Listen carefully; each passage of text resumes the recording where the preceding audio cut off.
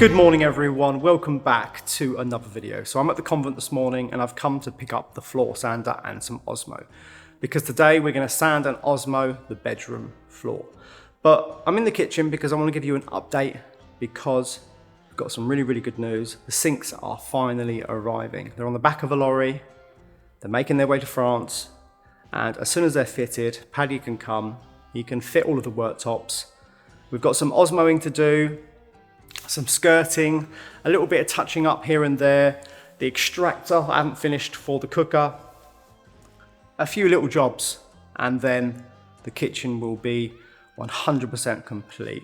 I've still got some things to order for the kitchen, like the wine fridge, a meat slicer. I really want an expensive, really nice decorative meat slicer from Barton, and yeah, a few other things, but it will be done at least, and then things I can add later on. So let's go back to the chateau now and crack on.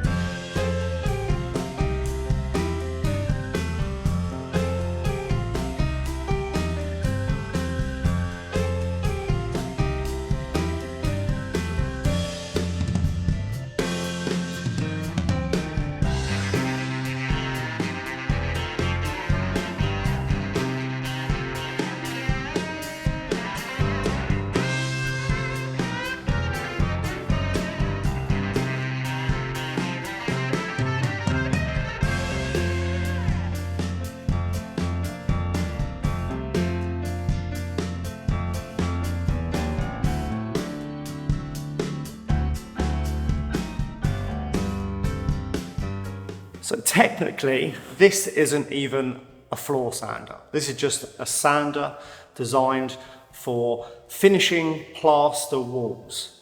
But I've been using one of these for about 6 to almost 7 years in this chateau doing the floors. And they cost about 65 or 70 euros. And they just keep going until they burn out, or the plastic pad, which the big sanding pad attaches to, breaks. But you can replace them, not expensive, and buying one of these is cheaper than hiring an actual big professional floor sander. So it's mainly cost, but it's also very easy to use. And if you're not careful with the big floor sanders, they can ruin parquet floors. You have to know exactly what you're doing because it will take gouges out the floor, leave lines, and you have to keep going over and over and over, and then you have to use an edging sander.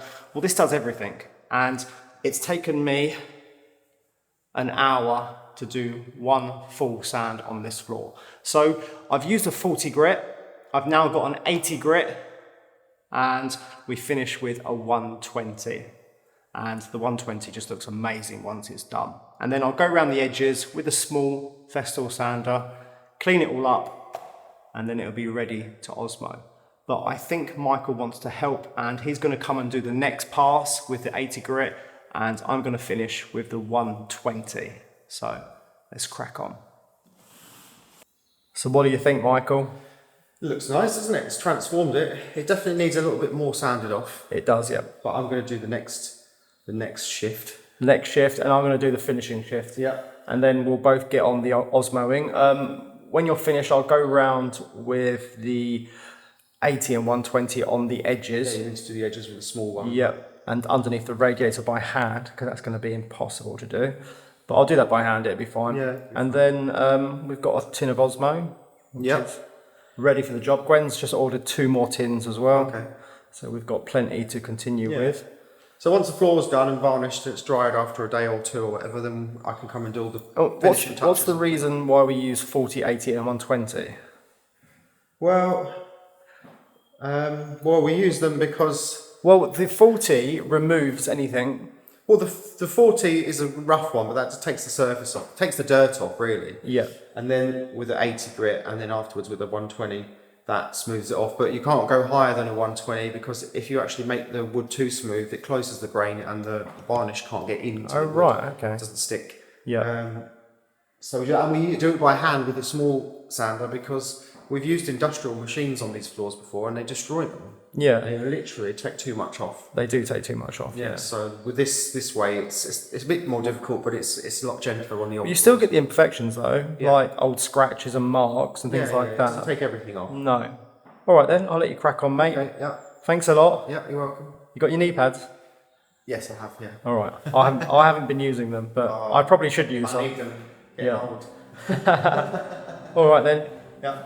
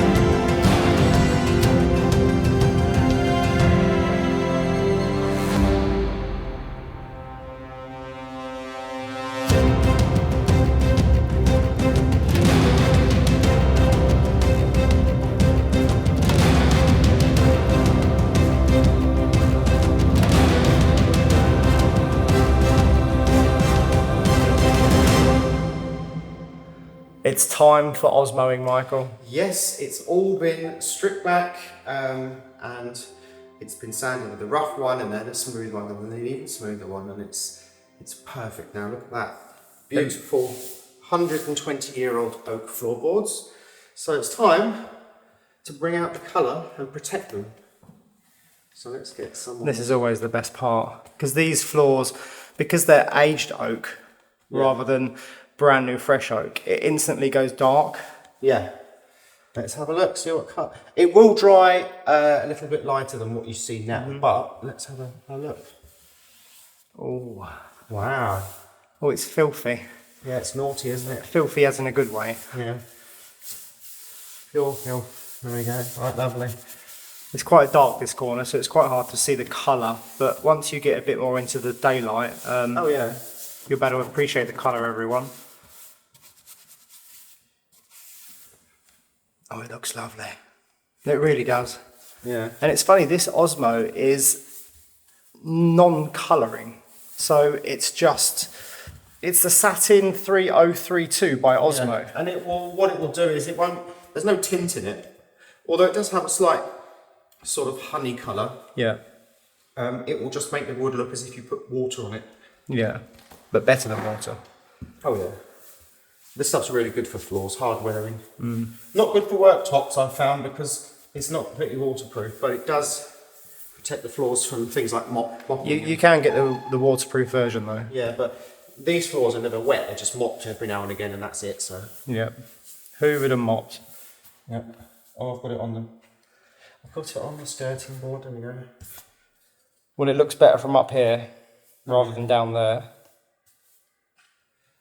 Splashing it on there. It's got to be repainted that white anyway.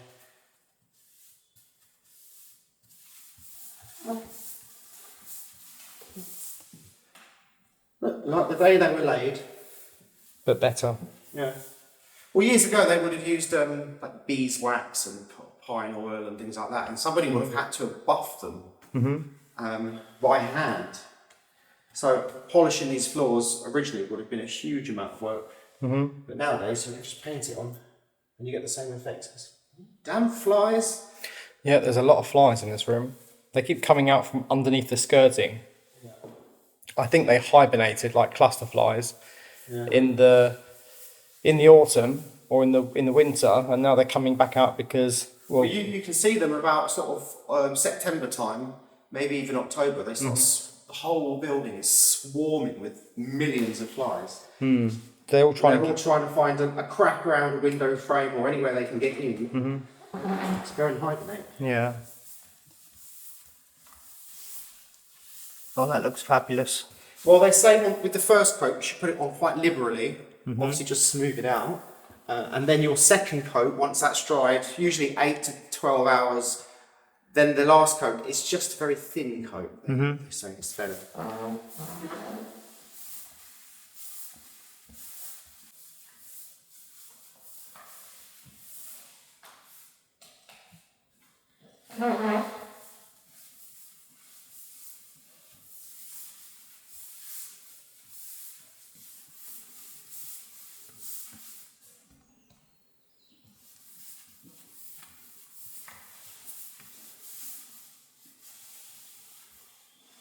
Looks good, Yanis. Very good, I like it.